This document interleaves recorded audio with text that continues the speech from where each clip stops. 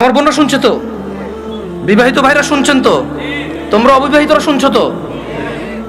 আমি তোমাদেরকে আজকে এমন এক গল্প শোনাচ্ছি গতকালের, যেটা তোমার সারা জীবনের শিক্ষণীয় হতে পারে।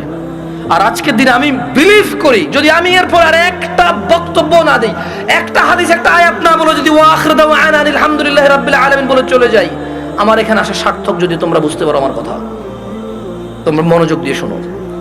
গতকাল এমন একটা প্রশ্ন আসছে আমার কাছে, আমি তালাক সম্পর্কে কথাটা মনোযোগ দিয়ে শুনবেন। এখানে অবিবাহিত কারা আছো? হাত তোলো তো, অবিবাহিত কারা আছো?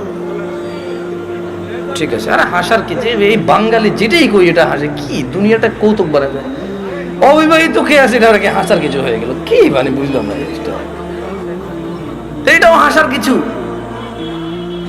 ভাই আমি এখানে বললাম যে অবিবাহিত কারা আছে, সবাই হাসা শুরু করতে, মানে কি কি করে শরম পাইছে?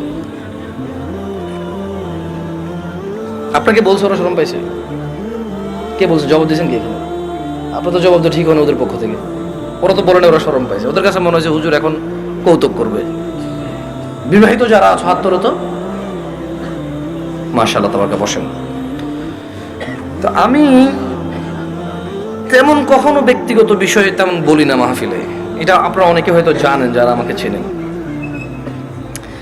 গতকাল আমার কাছে এক প্রশ্ন আসলো তালাক বিষয়ে। আমি বেশিরভাগ সময় অ্যাভয়েড করি তালাক বিষয়ে প্রশ্ন। এমনিতে আমি নর্মালি কোনোদিন কোনো ফতোয়া দিই না। যখন নতুন নতুন বাংলাদেশে আসছিলাম আমি সৌদি আরব থেকে, তো আরো অনেক ছোট ছিলাম, রক্ত অনেক গরম ছিল, তখন আমি বিদআত শিরক এগুলো নিয়ে প্রায় ফতোয়া দিতাম, আর অনেক ভেজাল লাগতো, সত্যি কথা।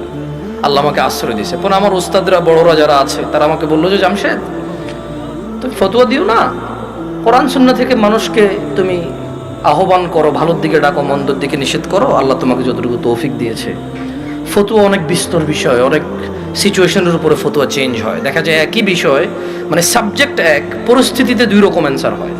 সে তোমার এখনো সেই প্রজ্ঞা যদি না হয় তুমি দিও না, আর প্রজ্ঞা হলে দিও। তা আমি ওনাদের কথা চিন্তা করেছি যে আমার সেই প্রজ্ঞা